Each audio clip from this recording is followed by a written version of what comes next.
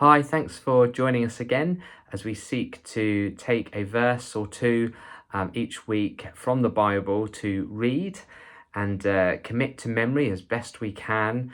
And then intentionally throughout our days and throughout our weeks, trying to come back to those verses at certain points to think upon them, to meditate upon them, to kind of be in them, dwell on them. Yeah. Because the Bible promises that as we do that, there's actually strength and life to be found.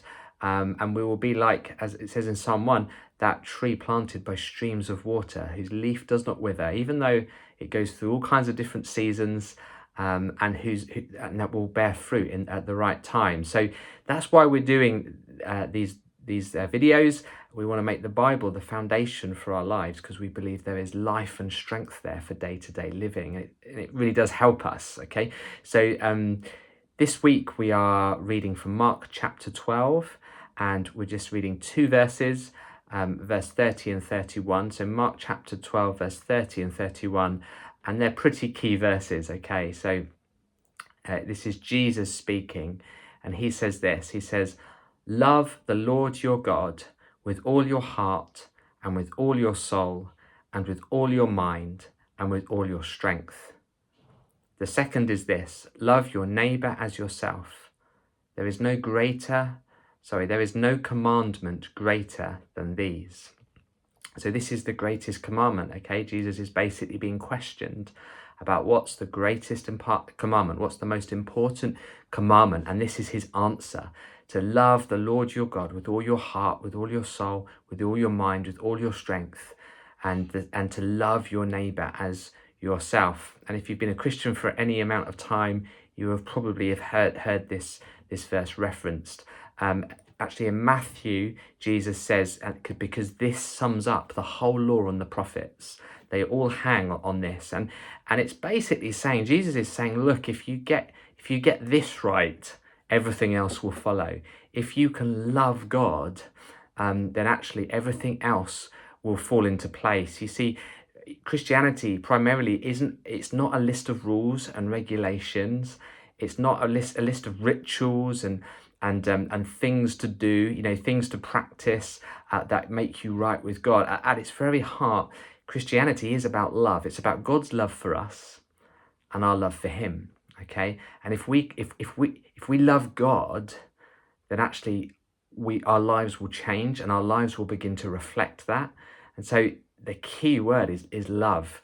If we love the Lord, as Jesus says elsewhere in John, the Gospel of John, we will obey his commands. There is that sense of when we love God, the rest of our lives will follow. It will fall into place, and we will start doing the right thing and living the right way because we love him. It's a bit like, when you meet a girl, or if you're a lady, you meet a boy and you think, wow, I like them.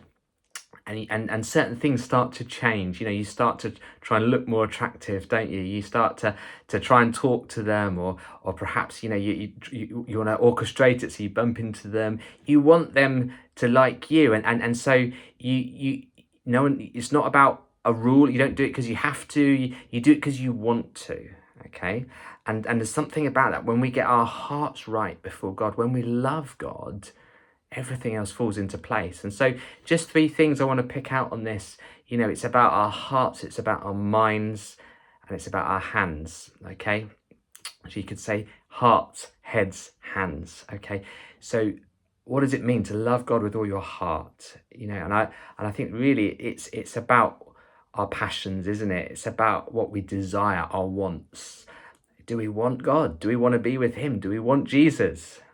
Yeah, what does it mean to love God with our heads? It's what do we fix our thoughts on? What do we think about? What do we intentionally bring into our mind? It's partly why we're doing these videos, is so that we intentionally bring to mind the right things in our lives.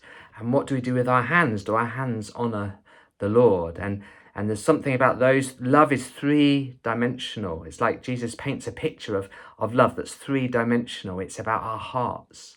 It's about our minds, it's about our hands, it's about what we love, what we want, what we desire. It's about what we think and dwell, we purposely fix our minds on, and it's about what we do with our hands. And so I just want to encourage us that as we think and dwell on these verses this week, think about, what does it mean to love God more with your heart?